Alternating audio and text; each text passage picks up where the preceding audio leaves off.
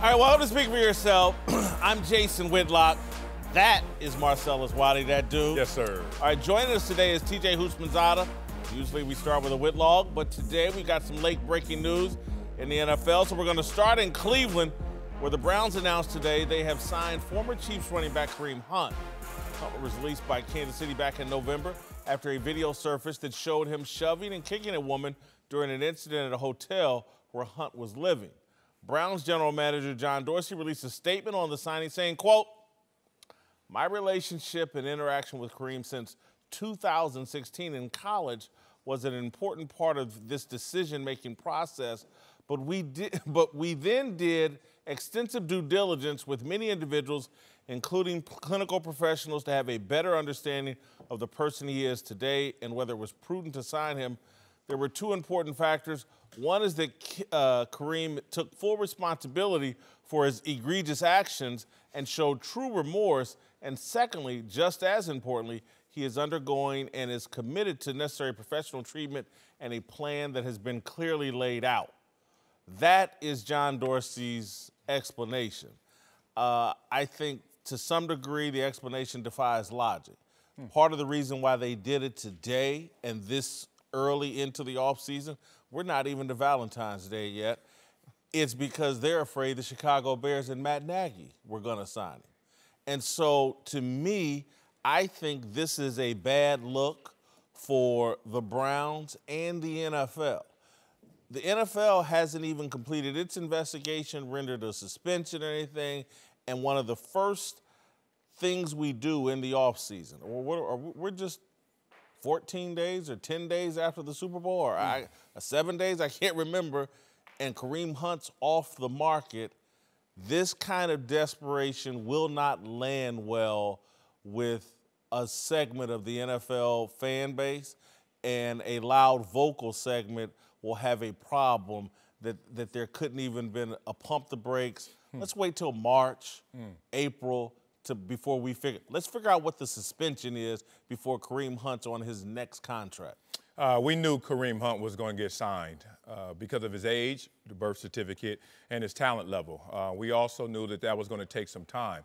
And I just want to make sure that everyone in the American general public understands that it's only been, a week plus from the Super Bowl? But as soon as Kareem Hunt was suspended and then finally he hasn't been suspended yet. Well, under commissioner's review, which starts now. Once he was released from a team, the clock started with all the other teams saying, when is the right time, appropriate time to really bring him onto our roster? And he was going to have a few to many suitors. Let's just be real about that. I have no problem with this, where this lands, and I'll tell you why. We always talk about American values and how that is portrayed and how that sometimes is exemplified in the real world, the land of second chances. And it's amazing that we want to all echo those same values, but we don't want to see it materialized. We don't actually want to see it demonstrated. And if a corporation demonstrates that, how dare they? But a corporation is just made up of individuals who may be echoing the same thing and those same American values. So I'm a believer in second chances. I'm a believer in third chances. You have to earn every chance, but I'm certainly going to give you the opportunity and the platform, the runway to earn that chance. Kareem Hunt, we knew this was coming. Kareem Hunt's in this moment right now. Time will tell if this was the right or wrong move, but I'm not going to put up any more resistance. He has to go through all the penalty phases, as he is going through. Public scorning, that's a part of his punishment. Lost wage is part of his punishment. He's going to be suspended for games. That's going to be a part of his punishment. It's going to culminate into an experience where he's going to be punished for those actions. Let's see if he's going to be a guy who is actually showing some retribution. Both of you guys made great points. I really believe it is too soon. The Super Bowl just ended, but they did this because of what you said. They saw Matt Nagy and Chicago Bears snooping around and said, let's beat them to the punch. If he didn't have the type of talent that he has, he wouldn't be signed, period.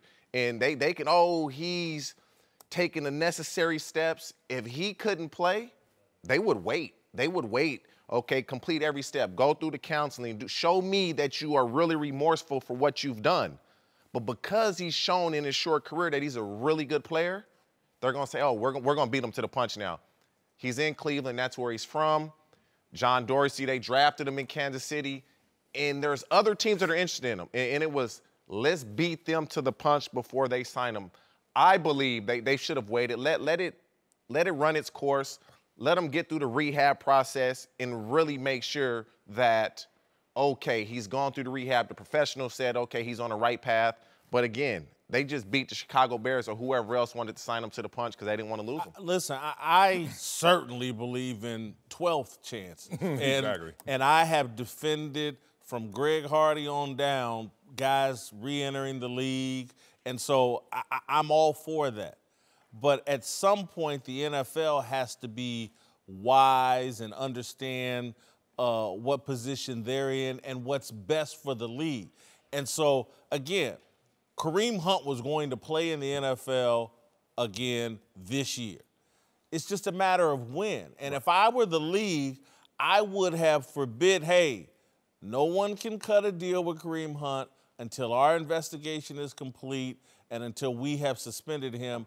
And let that happen in March or April or whenever. I just think this is different than what Reuben Foster and the Washington Redskins. This thing is on tape. There's no question about right or wrong. This isn't a he said, she said. This is on tape. We saw the behavior. He's acknowledged it, expressed remorse for it. Again, I think he deserves a second opportunity. But if I were the league, if I were Roger Goodell, I wouldn't want this egg on my face that I think is coming because the Browns jumped out here a week after the Super Bowl, and we got Kareem Hunt, and then it's because I've known him since 2016. Well, I mean, they could have signed him during the season if that was the case. Yeah. What changed? Well, look, let's just be real. Those thoughts are the type of thoughts that doesn't believe in a bail system. Think about a bail system. And in this situation, in the NFL, a private club, the bail system is based on your talent. Yes, you still have to go under trial. You still have to go under investigation. We still have to have recourse. But we're going to set you free in terms of opportunities to go out there before you go to that same trial. So thinking like you guys are saying means you don't get bail. No bail for this incident. I don't think that this incident, because there are things that happened before, and we don't know that. That's a part of the investigation. There were things that are going to be discovered throughout this process. And even if he is guilty on all accounts, then the bail just said you are free to have an opportunity, but now that opportunity has to be postponed until you deal with your punishment. I'm fine with that in terms of course of action. I understand what you guys are saying. It's not necessarily the best optics, but nothing was going to be great optics. You're never going to satisfy everybody. If he was signed the day before the season, people say, oh, now you're going to sign him just in time to use him up and get the talent out there. We knew you, NFL, you dirty dogs. And there's just no way to win in this situation, so the calendar doesn't matter for me. Like, I'm all for the second chances. A lot of us have made dumb mistakes when we were younger, and luckily, I know for myself, social media wasn't around and everybody didn't have camera phones, so a lot of things weren't recorded. Yes. Excuse me. It's not a good look. And for what he did, and you just get signed immediately, it just goes to show you talent outweighs everything. Of course, it's the NFL. Talent outweighs everything. I just wish what you said, that Goodell knew teams were interested, that he just wouldn't privately send out a memo and say, if you're interested in signing Kareem Hunt, let it play its course, let it run its course, and after that, you guys can kind of do what you want to do. Right. I hope he makes the most of this second chance and does well. We got to move on. Let's move to the Panthers, who just gave outspoken safety Eric Reid a big payday, signing him to a 3-year extension worth more than $22 million. Reid has been Colin Kaepernick's biggest cheerleader and even launched his own collusion lawsuit against the NFL last year. But reportedly, this contract could mean his case is all but over. I think the Carolina Panthers have really taken one for the NFL here and have paid Eric Reid to shut up and to drop the collusion thing. Eric Reid's overpaid. I love Cam Newton, so I watched Carolina a lot. Eric Reid wasn't very good this year. I went to Pro Football Focus, had them look that up. He was ranked the 55th best safety this past How many season. safeties in the league? With like more than 55? There's 2 on every team or 2 starters on every team. So that's he ain't at the bottom. 64 starting safeties, 55. And injury, 3 years, $22 million. Let's talk about them other 9 dudes. They wasn't sorry as that hell. bad, though. Them other 9 dudes sorry as hell. I watched. He was not very good. This dude is overpaid. They just paid him to shut him up. Wow. Well, them other 9 dudes need to be out the league then. Damn it, if he beat 9 dudes, 55 out of 64. Let me say this about my biggest takeaway was I don't see a connection, a political connection of the Carolina Panthers taking one for the NFL, as you mentioned. I don't see this putting out any fires or an attempt to put out any fires. I'll tell you why. Because if this is an example of them trying to put out a fire, then they spraying the whole yard, and they spraying it all differently. Because Colin Kaepernick is not in the league with a collusion case. They spraying that differently than they are spraying Eric Reid in terms of, no, we're going to give you an extension to stay in the league. So there's no rhyme or reason to one example to the other. Therefore, there's no connection. If there's no connection, then there can't be any political protest being put out with this because why is Kaepernick not in the league? So I'm using their actions against this and saying there can't be any connection. There's no rhyme or reason. I mean, it's baffling. I mean, he was still kneeling during the season. Like, he was still kneeling during the season, and it's cheap shots on the field. Do they like him? Well, that's NFL football. No. I'm telling you, I watched Marcellus. Even people who don't protest still do that. I watched. Like, don't put everything on Eric Reid. For him, it's good. For the safety market, Earl Thomas is looking at this like, man, thank you, bro. I appreciate this. It's I just hope it's not what you said where the NFL and the Carolina Panthers have said, okay, this is what we're going to do, because we know those type of things do go on. For me, it doesn't look good. For Colin Kaepernick now, it's almost like he was a part of the kneeling. We signed him. It can't be collusion against you. And so I don't know how that's going to play out. But if he was as bad as you said, it is quite striking that, quite ironic that he's the 55th ranked safety by Pro. That's very ironic. The haters against Pro Football Focus will say they don't always take scheme into account. Like what my coach wants me to do, not is necessarily going to be standard issue for everyone else. I watched. I saw it too. You act like you don't know the TV. No. I'm just telling you. What? I love Cam Newton, so I watch him every week. And so I was forced to watch Eric Reid. This rating is not out of line. Oh, I get that, but you have to also understand, let's take the rating and put it to the side, because there are players that are going to be ranked low, but they're still going to be valuable to their team and to their concepts and to their schemes. Let's just but it can be more. It doesn't have to just be on the field. He might be a good locker room guy that guys in the locker room and the coaches, when he's going after Malcolm Jenkins in pregame, he might be a great locker room guy. Remember the fight with Malcolm Jenkins before the game? Great locker room guy. Hey, you show some dog in you, baby. The Panthers need to fight. Y'all need to stop. What does the Panthers owe the league? If anything, look, they got a progressive owner with a minority coach. The dominoes may fall in line where they are a little more empathetic and understanding to this cause, but let's just say, what does the Carolina Panthers owe the league to be the team that takes one for the league?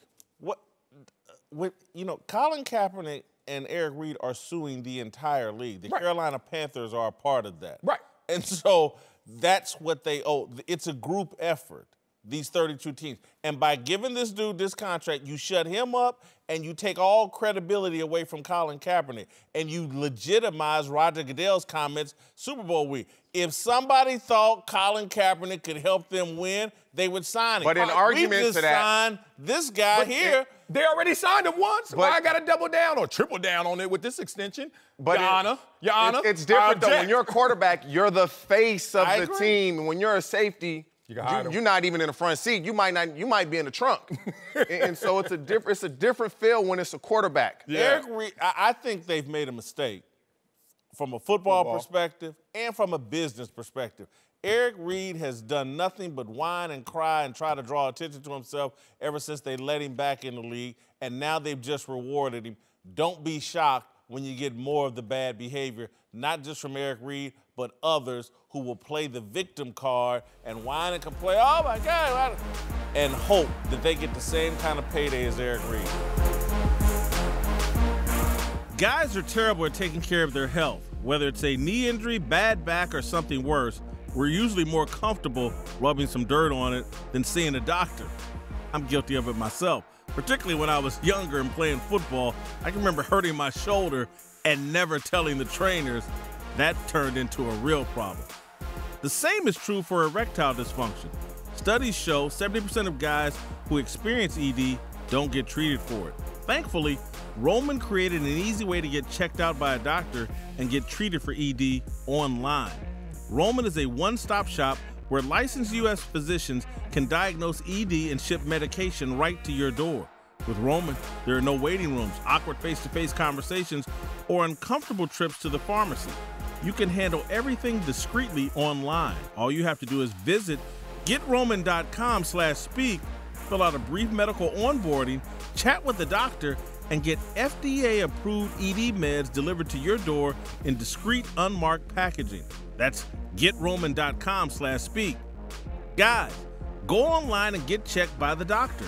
Erectile dysfunction is a problem that guys don't tackle, but with Roman, it's really easy, so take care of it. For a free online visit, go to GetRoman.com/speak. That's GetRoman.com/speak for a free online visit. GetRoman.com/speak. All right, welcome back. Time for today's Whitlock. This weekend, Marcellus, I was in a conversation with my best friend from high school. Yeah, I remember us talking. My best friend from high school. We were talking about a mutual friend and how little leverage he has within his marriage. His wife is better looking than him and has had the higher paying job throughout their marriage. Let's be honest. It's a nightmare scenario. Dude has to raise his hand and seek permission before leaving the house. Lord. The conversation made me think of Cowboys quarterback Dak Prescott. He's in a similar relationship with Jerry Jones, but I'm not sure Dak is aware. On Friday, USA Today published an article about Dak's contract situation. He has 1 year left on his deal, and the Cowboys are expected to offer him an extension this offseason. Conventional wisdom says Jerry wants to sign Dak to a team-friendly deal like the one Tom Brady has with the Patriots. Dak says Brady isn't the blueprint for his negotiations.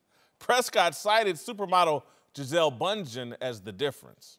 Nobody's wife makes as much money as his wife does either, so make sure we know that, all right? When Tom Brady isn't the breadwinner in the home, then that's a great problem to have. So in that case, he can do that. He can do his contracts however you want to do them. The problem is Jerry Jones can do Dak's contract however the Cowboys want to do it. Dak has no leverage. The team around Dak is far more valuable than the third-year quarterback. Dak Prescott so far is Case Keenum 2.0. Everybody knows it, especially Dak's teammates. Dak cannot afford a long, drawn-out contract negotiation. His on-field reputation won't survive the attention and scrutiny from his teammates. His new contract cannot interfere with the money the Cowboys will eventually need to pay Amari Cooper, DeMarcus Lawrence, Zeke Elliott, and Byron Jones. I'm sure all those guys love Dak, but all those guys rightfully believe they're more valuable to the Cowboys than a quarterback who has thrown 17 more touchdowns in 3 seasons than Patrick Mahomes threw in 1. Dak can lose the Cowboys' locker room quickly if he insists on a deal that hurts the team. If I'm the Cowboys and Dak and his agent demand a contract that averages $20 million per season, I draft a quarterback in the 2nd or 3rd round this year. I might do it even if I strike a reasonable extension with Prescott. The Cowboys won 13 games with Dak as a rookie starter. They can do it again. Given the win-or-else pressure on head coach Jason Garrett, if I were Garrett, I'd quietly campaign for the team to draft another quarterback. I wouldn't want to rest my future employment solely on Dak Prescott playing at a high level. Dak hasn't accomplished nearly enough to make me comfortable with him as my franchise quarterback. Marcellus, TJ. Smoke. Marcellus, I'm going to start with you. Woo. Am I crazy here? Dak should take a Brady-like deal. That should be the blueprint. Crazy? Tough. I wouldn't say you crazy. Well, one part was crazy. What? You don't think Dak looked better than Jerry Jones? I knew what you meant, but damn. Look, Jerry be like, what? Put me at age 25 versus Dak at age 25. I saw them in Alabama, wherever, Arkansas, looking pictures. No, stop that. Look, I'm with Dak Prescott in what he's trying to do, which is be a tone setter. We talk about it in football all the time. First play from scrimmage, first play on the field, set the tone. In negotiations, the same thing. You got to set the tone. Expectations are a part of what your value is. I've been through this before. TJ, you've been through it before. I was a free agent. I don't want to say how well it went, but it went well. 2001, I set the tone. I was in Buffalo. They even came to me. We sat down in the office. They were like, we can't afford you, and we know it, but it's been great working with you. And I set the tone in the free agency market. I said, look, I'm going to cost a lot. And I did. I got the most money in franchise history. And it was because, in part, the tone was set. Like, don't even take the meeting. Now, here's the thing. This is what's different about Dak Prescott. I understand what you're saying. When you walk into a situation after you set the tone, remember this, I'm not walking in with my head down and my hat and hand out. I'm walking in saying, I know your first offer is going to be team friendly. I've been through the negotiation. My first offer was half of exactly what I got less than 24 hours later. Half. Like if I was sitting there like, you want Dak Prescott to sit there. What? You offer me what? I'm so happy to be privileged to be a Dallas Cowboy and the quarterback and wear the star. I'll take it. I'll take it. No, Dak. This is a tone-setting moment. Your agent has to do his job, which is find out what the real value for you is. But I love Dak going in there with his chest out, proud, and saying, give me what I deserve. There's two things to this. Dak Prescott was a fourth-round pick. He hasn't had his bite at the apple, so to speak. And then people want to talk about Brady is taking pay cuts. And people forget that Brady was one of the highest-paid players in the NFL at one point in time. Yeah, now he'll take a pay cut. But early on, Brady was getting paid. He can afford to take pay cuts after you've got that big bite at Apple. Now, in my opinion, with Dak Prescott, you look at quarterbacks' averages. Andy Dalton in 2014 signed for an average of $16 million a year. In 2014, I'm with you, and I'm with you on this one. I'm not giving Dak Prescott more than $22 million a year. I'm not doing it because if we give him that, our team is going to take a hit, and it's going to, oh, he doesn't have enough weapons around him. Well, we can't put weapons around you. We've given you all the money. And so they need to find a happy medium. But Dak Prescott needs to get paid because he was a fourth-round pick. Right. I'm trying to get him between 18 and 22. If I'm Dak Prescott, 22 has to be the ceiling if I'm the Cowboy. You can't go beyond that. Yeah, you can't. That rookie deal and that rookie year, them 13 wins in that playoff opportunity at $450,000 as your starting quarterback, you got a little team friendly. 4 years, $88 million, 45, 50 guaranteed. Yeah, and we don't know what the Cowboys are going to offer him. Right now, it's a lot of conjecture. We're like, oh, team friendly means this amount. And we saying that Cowboys are going to sit there and say, you're worth this amount. And Dak is thinking, well, I'm not taking a team friendly deal. It means this amount. There are no numbers with those. What are you offering, Jason? Yeah, what's the offer? To me, I'm trying to get him at $20 million or below, period, because, again. You wouldn't go 21, 20? No, because he's not worth it. Bottom line, those pieces around him make Dak Prescott. Dak, to me, if you have to be self-aware and know your role and get in where you fit in. If Dak can, over the next 3 years, put himself in position to continue to develop and become an elite quarterback, he'll get the money back on his next contract. Quarterbacks are playing, their peak is now age 30, 31, 32. Yes. He still has, this isn't the end-all, be-all contract. And so if you go into it in that mindset, to me it speaks to insecurity on Dak Prescott. Let me get over on him right now. And again, if I'm just no way. Again, Case Keenum got $18 million last year. And he's better than Case Keenum. Maybe. And I would he's better than Case Keenum. Maybe. That's a lot of pieces around him, man. Okay, look. If Dak Prescott takes a huge bite of this apple, it's going to be a lot of pressure on him. That's what I'm saying. That's why he has to fall somewhere in the middle because you get paid, you sign a 4-year deal, short term. 3 years after that, you're going to get another deal. 3 years after that, you're going to get another deal. And so, to me, it's better to eat a bunch of small meals than one large one. And so that's where he's going to have to go. And continue to wear that star on the side of your helmet. He makes plenty of money just being the Cowboys quarterback. Being the Bengals quarterback ain't nearly as valuable off the field as being the Cowboys quarterback. You have to factor all of that in. And look, if you show some self-awareness and sign a deal, I think the respect within that locker room will be there for him. If you sign a deal that's overvalued and guys start looking at you like, hey, man, you need to produce at this number that they're paying you. First of all, do not walk into that negotiation if you're Dak Prescott worrying about how your teammates going to take this. Because trust me, your teammates are not going to walk into their negotiations worrying about how you're going to take it. They're not all quarterbacks, though. And that's to Dak's credit.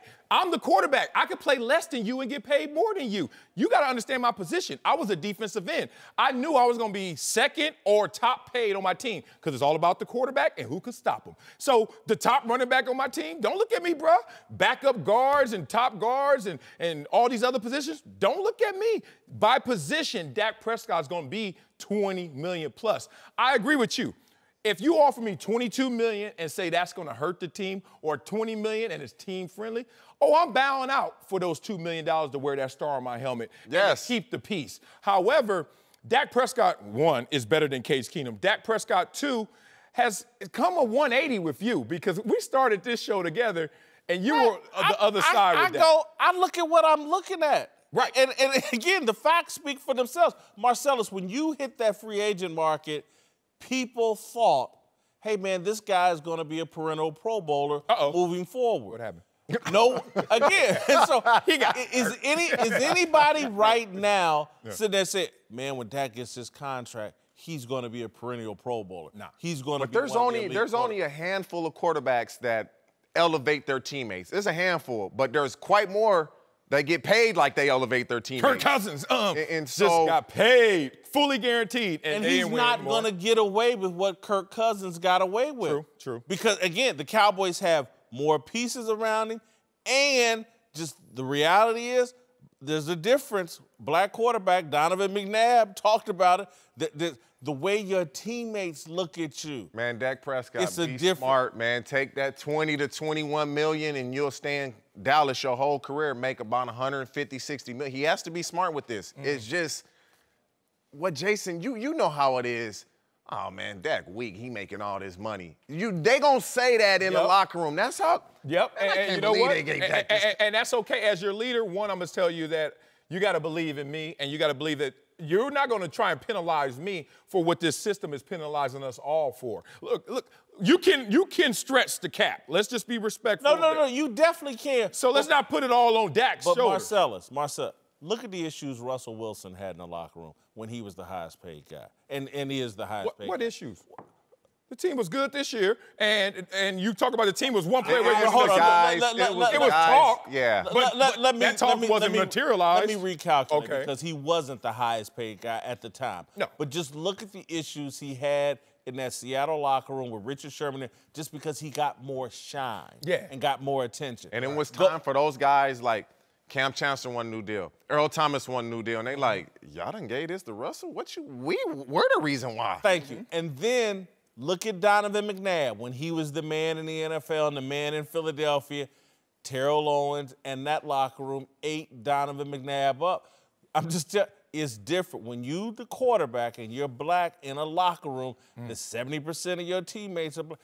It's a different standard, and you get treated differently than the white quarterbacks do. And I'm just saying, Dak has to be smart enough to realize, I agree with T. This is 3 years. If over the next 3 years I can make $55, $60 million, that's plenty good enough, and hopefully I've elevated myself enough that next contract, because just be careful what you wish for, man. Careful. Okay, let me stay in one lane. In lane one, we're talking about Dak Prescott, and he's not good enough for a team contract that's going to hurt him. Lane two, we got he's a black quarterback, so you got to watch. It's an issue. No, it's not. I don't understand where the evidence suggests that that's going to be an issue. The dynamics around a black quarterback with their black teammates is different. Well, it really depends on how good you are. It depends on how they view him in the locker room. Thank you. That's a big. You know why Cam doesn't have that issue? Because he determines whether they win or lose, and everybody there knows it. Dak Prescott does not. The guys in Seattle didn't believe Russell Wilson determined it. They thought they did on the defensive side. Terrell Owens and some guys in the Philadelphia line didn't think Donovan drove it. Cam gets whatever the hell he wants it because they know we don't win unless this dude plays at beast level mode, and we've seen him do it and carry us to the Super Bowl. Man. We're joined now by NBA champion Dante Jones, longtime NBA player Cuttino Mobley. Let's talk some hoops, where the league's two premier franchises are both struggling after getting embarrassed by the Pelicans in the Anthony Davis fiasco. The Lakers got embarrassed by the 76ers on the court last night, giving up 143 points in a blowout loss. Meanwhile, the Celtics were up 28 on the Clippers Saturday before choking away the game and losing by 11. Afterwards, Marcus Morris went off about Boston's lack of teamwork. I watch all these other teams around the league, and guys up on the bench, they jumping on the court, they're doing all, other stuff that this look like they enjoying, their teammates' success, they're enjoying everything, and they're playing together, and they're playing to win. And when I look at us, I just see a bunch of individuals. Trade deadline's over. It's the team we rocking with. This is what we going with. So at the end of the day, man, it's unacceptable what we did tonight. It's very unacceptable for a team of our caliber. For my money, Boston is a bigger mess than the Los Angeles Lakers. And I know that Boston's won, I think, 7 of their last 10 games, 10 of 13 games, or whatever. But Boston was supposed to be a front runner for the NBA championship. They're 4th in the East. Marcus Morris has pointed out they don't have the kind of chemistry, the kind of team sharing, the type of leadership. They're not living up to their expectations. The Lakers are right on pace for where I thought they were. I thought they was a 42, 44, 45 win team, a borderline playoff squad.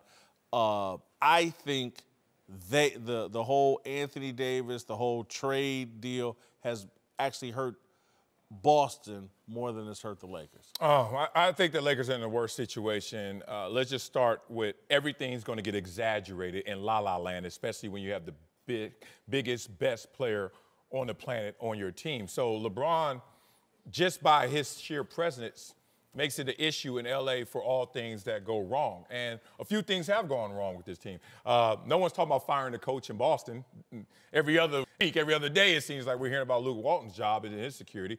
The shine is not off Boston in terms of free agency acquisitions. A lot of people are saying it may be off the Lakers. And anybody up here, just, frankly, let's talk about LeBron James is there, but the Lakers haven't been known as a storied franchise in terms of getting free agents, highly touted free agents. They've got them through trade, but usually it's not a destination in terms of free agency. So some of the luster's off of the brand, it seems like. The coach is up and down. The team is not performing up to level because the young core that was supposed to help LeBron take him to the next level was now the same young core he wants to trade away. So I think it's the Lakers situation.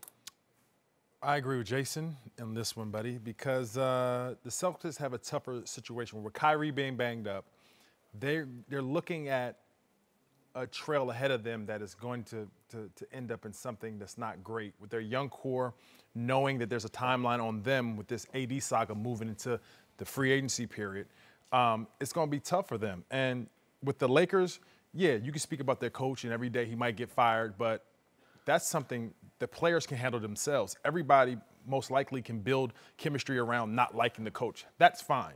What about the players getting fired? But the players are not getting fired. Free agency period is tough. Period for all teams. All teams know that things are going to happen in free agency period. There's nobody really safe except the all NBA players, and sometimes they get traded themselves too. Yeah. So it's something that you really can't avoid. I'm gonna go with Jason on this one, Marcellus. The reason is because you're in a vulnerable position with Kyrie Irving.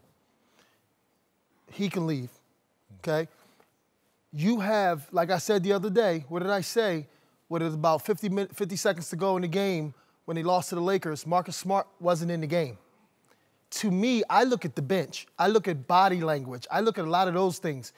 And when you can see Marcus Smart and I'm not blaming Marcus Smart or anybody else on their team, but I'm watching body language. I do that a lot. So when you see a lot of those guys, like one of the Morris twins said, guys are not cheering for each other. Guys are more individual. Because last year was more of a nobody was coming for us.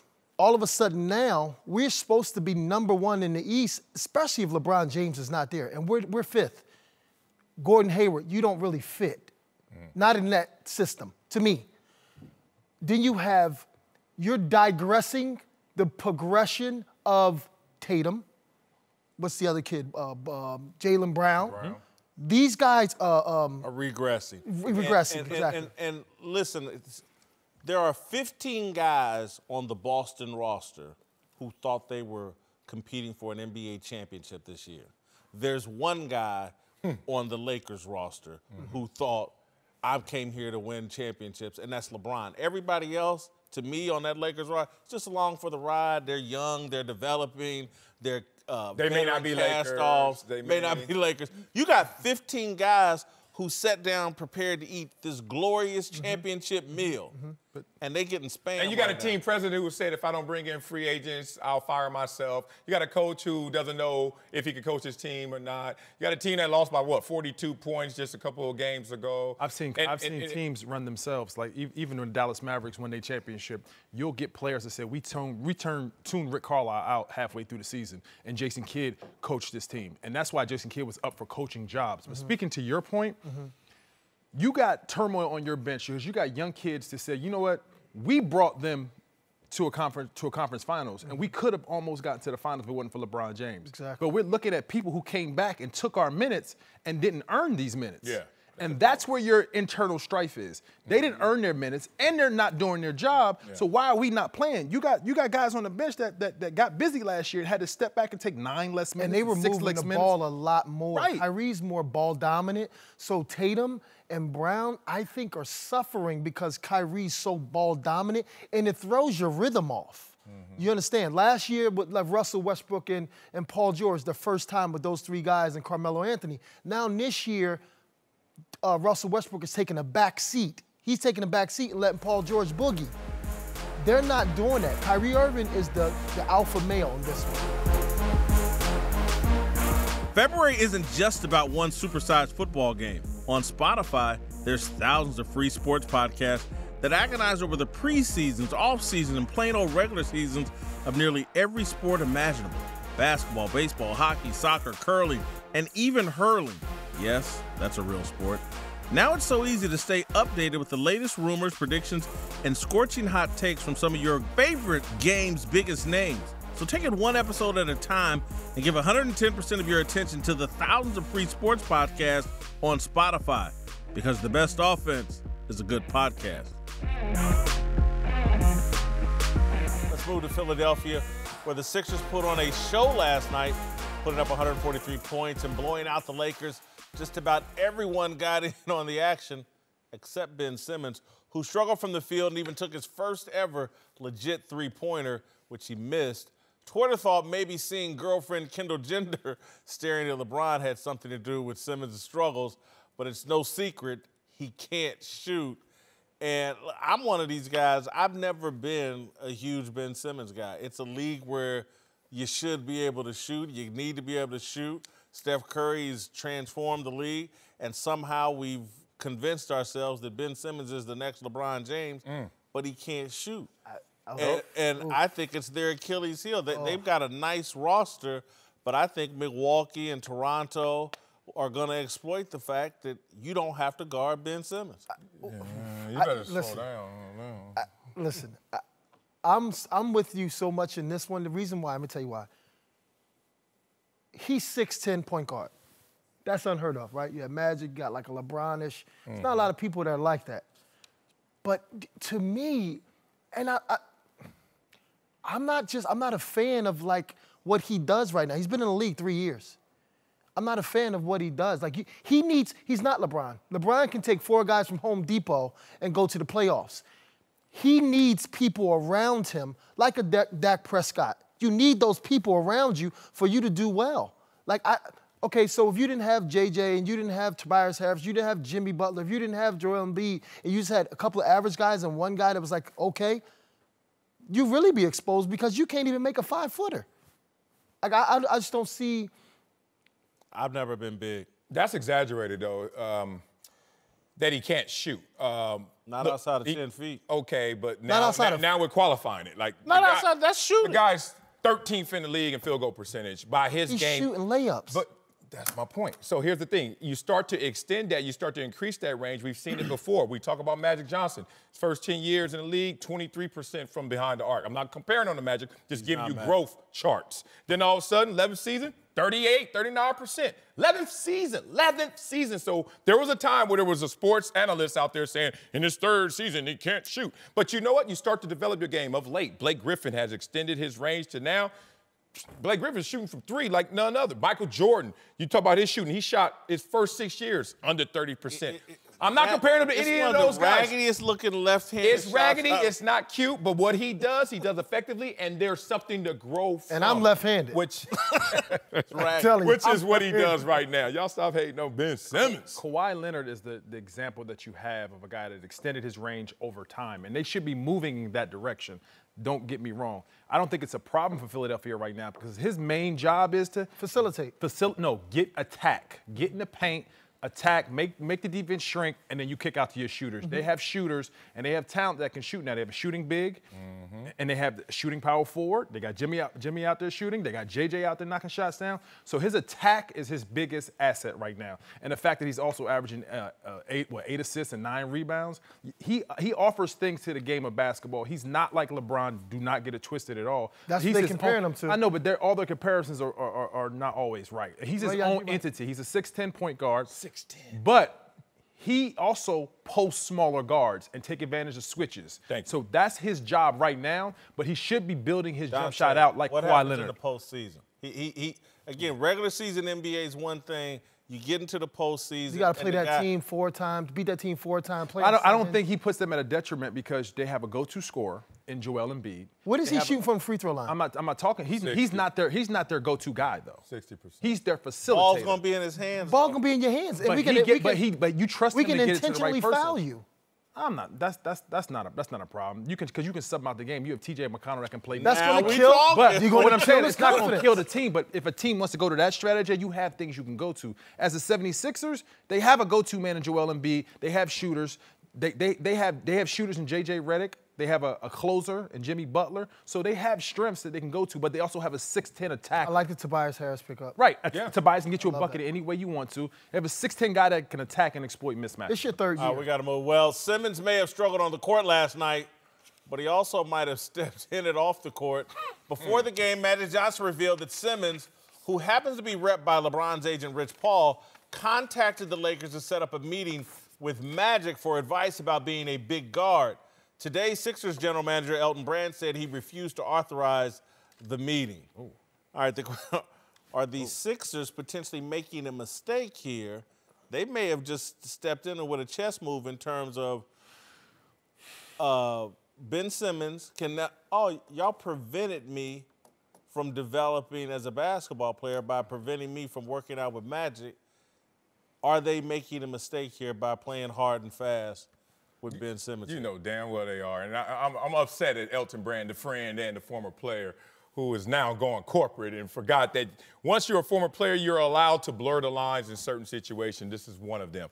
I don't understand this fear-based, insecure mindset of, don't let them work out and get better with Magic Johnson because Magic Johnson may be recruiting them when they're taking breaks in their workouts.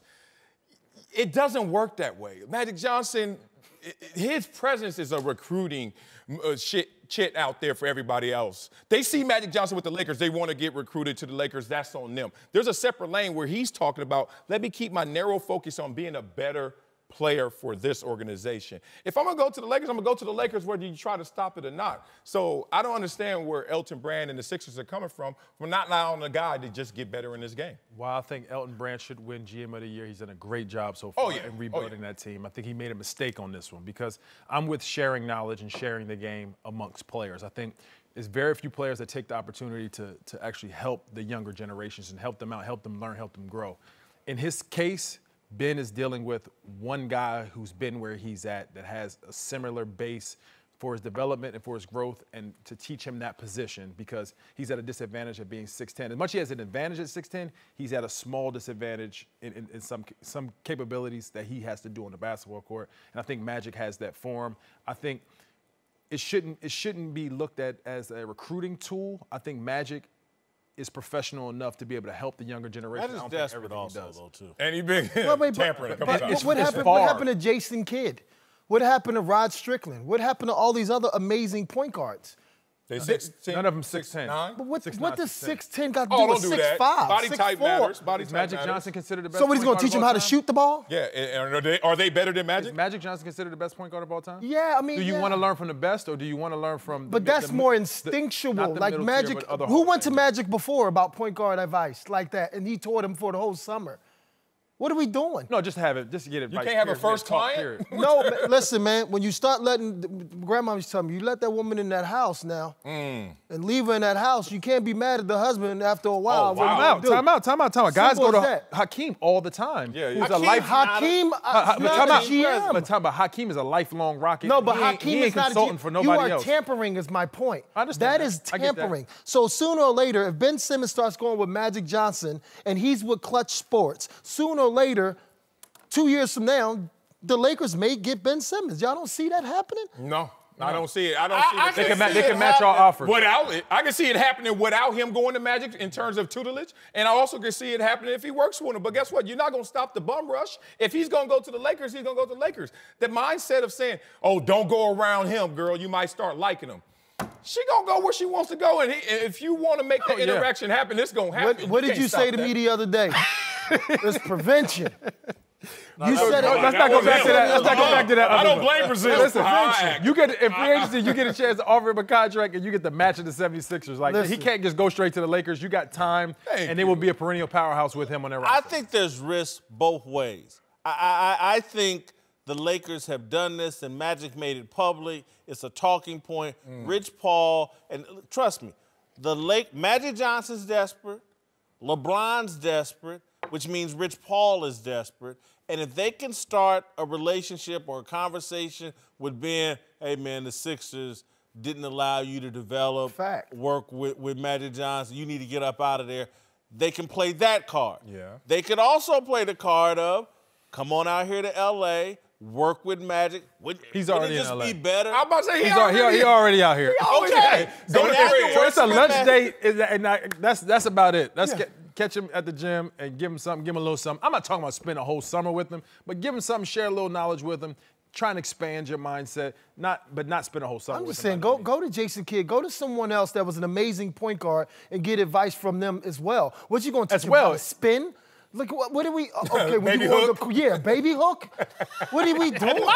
I mean, It works. Teach me might how to work, but really sell my no look. Like, listen, I agree with you. Jason Kidd could possibly be a factor. Jason Kidd came into the league and couldn't shoot, Right. and then turned into a decent shooter. Jay Very Kidd good top five three-point ever? shooter. We'll get my Yeah. man Chip England. He taught Kawhi how to shoot. Time for an NBA story sponsored by Toyota. Let's go places. New money. Let's move to New Orleans, where Anthony Davis isn't going anywhere for the time being. The Pelicans raised a lot of eyebrows with their decision to keep playing AD, despite the fact he'll be on the trade block again this summer. But reportedly, the league threatened to fine New Orleans $100,000 for every game they sat Davis, a move that has Jeff Van Gundy up in arms.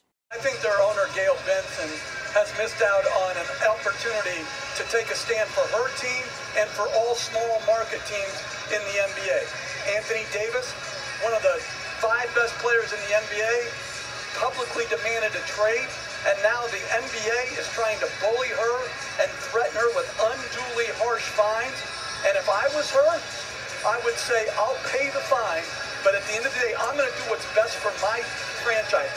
I don't know if I buy that because I think she's already taken a stand, and the Pelicans took a stance by not folding to the Lakers and their trade offer. Exactly. I think that was the stand for small markets when she didn't do that. I think now, I believe, and Jeff Gundy may know better and other people may know better, I think the league has promised the Pelicans some protection as it relates to Anthony Davis's trade value. They're going to work very hard this offseason to make sure they get great value for Anthony Davis. I don't have a problem with them playing Anthony Davis, even though they didn't play him in the fourth quarter. Yeah, they certainly protected him before in the Chris Paul trade in terms of that, nixing that to make sure they got the proper value. Keep going back to I always go back to that 'cause I love that. Argue on that. Look out. I don't like how we're contextualizing this and the way that we're phrasing it and threaten to fine, when it's in reality we're just going to execute a rule that is already there. And that rule is, we call it the Popovich rule, the rest rule, whatever you want to call it. But there's a rule there, and it's for good reason, especially in a star-driven league like the NBA, where you pay top dollar, hard-earned money to go out there and see stars go out there and play. So this may be a moment that is going to galvanize some form or revision to that rule.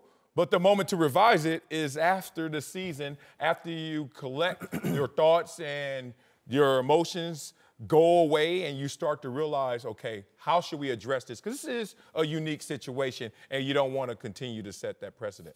Jeff got to chill out a little bit on this one because I don't you like can't that have it bullying. both ways. Like you can't have the organizations be penalized because of resting players and get ready for the playoffs, and then when the organization wants to switch it and hold a guy out according to how they feel, like they have to be able to do it. No, the rule is the rule, which was a good rule in 2017. Yeah. So, like, we have to do what's best for the fans. And the fans are paying those tickets, and the fans want to see guys play. And if he's able to play and wants to play, he should be on the court because he gave you 32 and 9 in 3 quarters. In 25 minutes. And that was a great sight to see. Yes. But check this out. Game. Like, I don't like how they, like you say, I don't like how they throw words around like that. Bullying. Right. New Orleans. Like, Jeff, you were the same person, if not this year, I think last year, talk about the resting. saying about the resting. You didn't like the resting. Now all of a sudden, the NBA is bullying the owner of the Pelicans. It's a rule. What you got to pick one. Pick which. Why? It's $2.6 million. If you don't want him to play, pay that $2.6 million. Let him sit down. You get great value. That's what you guys were talking about last week. You get the great value. And that's not bullying. But if everybody knows that those fans of New Orleans knows that man is healthy, give me a little something before you leave. Why am I going to sit here and I might dog? pay that $2.6 million. 2.6. That's like paying an insurance policy to make sure that's an insurance policy. I'm doing as much as I can. If you want to make sure that he's healthy so I can get assets. But Jeff can't say that.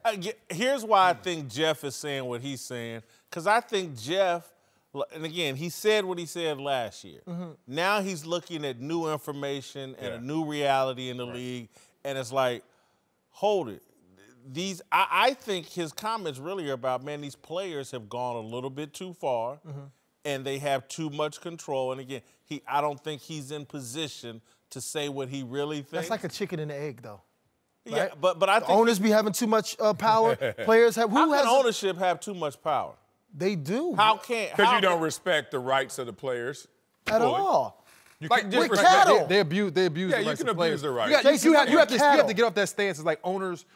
In ownership, there's not an abuse of power. Yeah. There can be an abuse of power in ownership. Just because you pay money for it, you can't just do whatever you want to. tell you what to do if I'm the owner. Yeah. I might not have to demand it, but I can passively. I can tell you, play when you're hurt. Making hundreds of millions. No matter everybody's not making hundreds of millions of dollars. No, D, not even that. Everybody's the owners, let me tell you something. Them owners are successful owners before they even started basketball. If I give you $1, I'm making $3 off of you.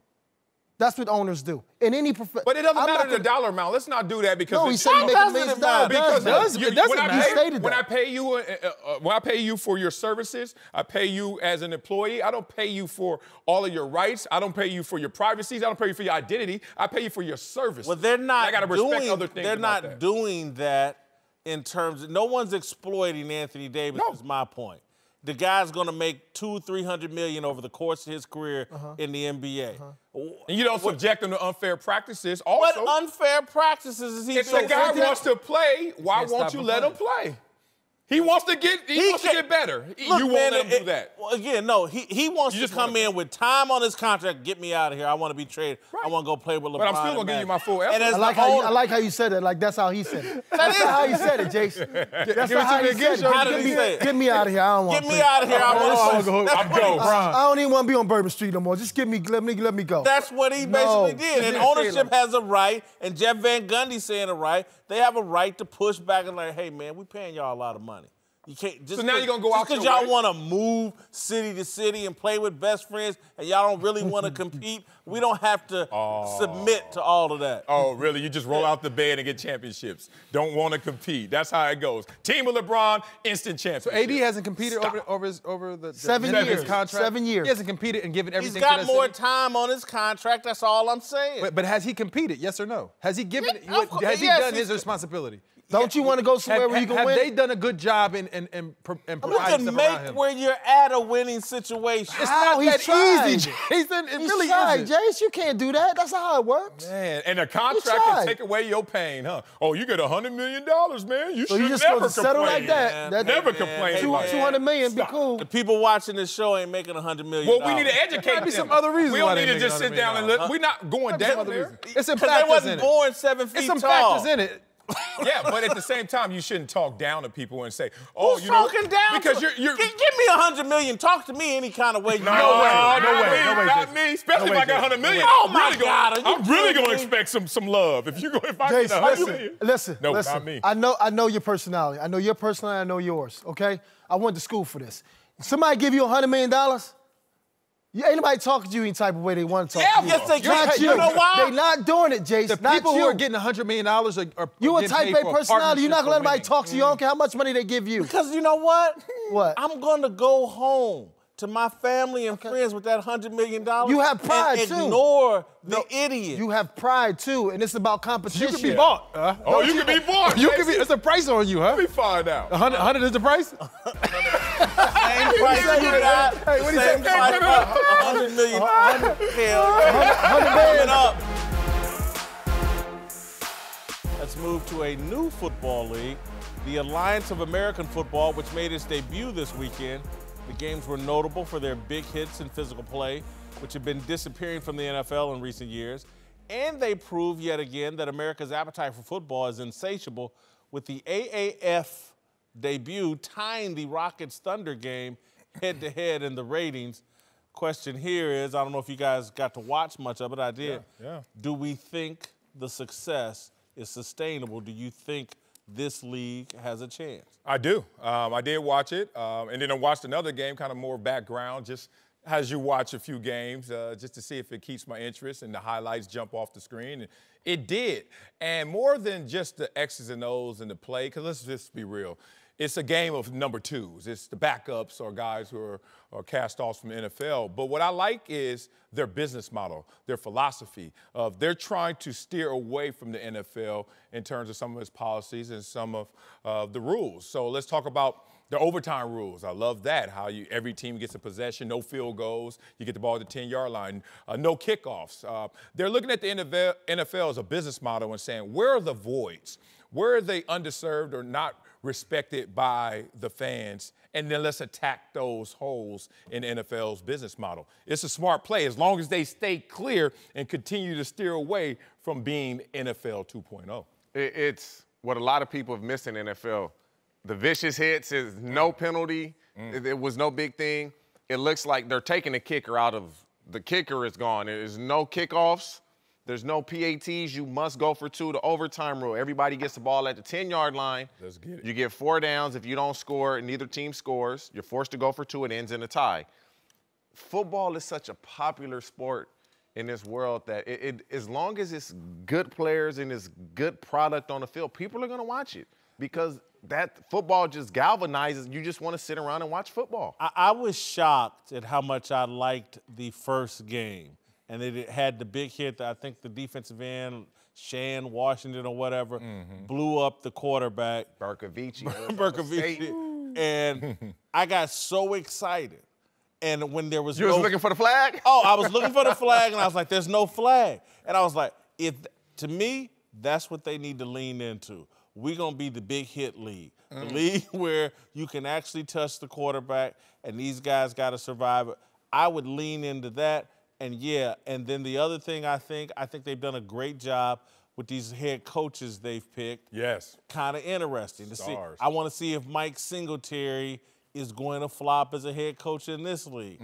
I want to Steve Spurrier. I find him did you hear when Spurrier called a play in and he was like, man, let's see if you hope he can catch this one. He called a play in and was like, I hope he catches this one. Yeah. And so you don't see that on the NFL sideline, the interaction. You're saying the transparency and the instant replay and the review system. They're actually talking. You can hear them say, oh, my first thought was this, but now let me go back and change it. And that was transparent to us as fans. That was great.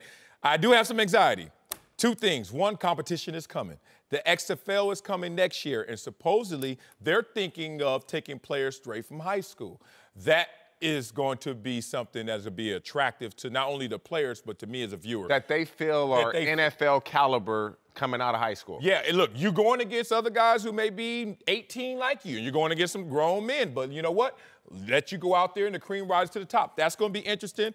And also, if you look at what's going to happen to this league, they have to make sure, Bill Polian is one of the co-founders, that they don't go out there and start to see the success early and don't continue to work on the model. A lot of times that's what happens. Oh, let's stay stagnant because this is what's worked. You got to be careful because the competition's coming. They're going to look at your model as well as the NFL and try to find a void in that. I'll be that first game I watched on CBS, I was shocked the next day when they basically had 3 million viewers. And they blew my mind because I didn't know until 3-4 hours before kickoff that the game was even taking place. I still thought the AAF was a year away. So they did it without much promotion, and a lot of people watched. I like it. I went on the website and saw San Diego has some games coming up. Uncle Jimmy's here to help us talk about our approval ratings for Dak Prescott. What is, when you pie? Blow it down. What is you in the Navy? What? I'm in the Navy. Do you have the Navy in you? No, I do not. All right, then. Nah, we good. I'm a serviceman. I'm a serviceman. Young man. All right. Oh, man. No, let's cut it out. All right. Yeah. All right, here's a highlight from our discussion earlier about Dak Prescott. This weekend, Marcellus, I was in a conversation with my best friend from high school. Yeah, I remember us talking. We were my best friend from high school. We were talking about a mutual friend and how little leverage he has within his marriage. Conversation made me think of Cowboys quarterback Dak Prescott. He's in a similar relationship with Jerry Jones. No, Dak, this is a tone-setting moment. Your agent has to do his job, which is find out what the real value for you is. But I love Dak going in there with his chest out, proud and saying, give me what I deserve. Uncle Jimmy, I know no way you can agree with Marcellus here. You've been a big critic of Dak Prescott. Certainly, you side with me anyway. Uncle Jimmy, what's your take? First of all, I ain't never had no problem with no woman to make more money than me. That's a you problem. Get him. Not a me problem. What I tell you, the game's sold, not told. What I tell you, bacon grease and a credit score is all you need to know about whether or not you got you a good woman or not. If she got a good credit score and know what to do with a can of Crisco grease, you got you a special lady and a very exciting girl. Merk Ellis, you gonna bring out that bass a little bit. Man, gonna be a special lady. We talk about Dak Prescott. Don't get me up here singing. I can't sing. Dak, go back.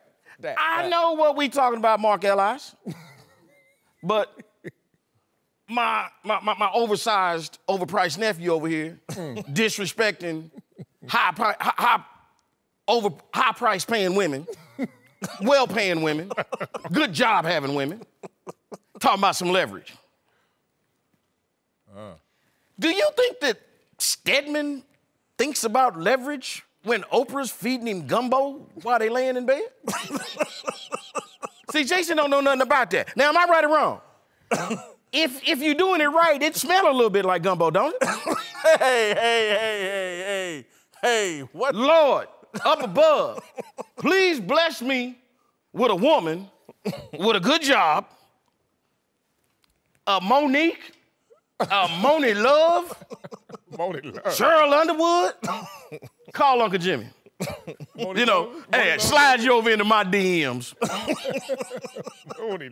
Look, man, get off of Twitter, man. We talking about Dak Prescott. This isn't Tinder.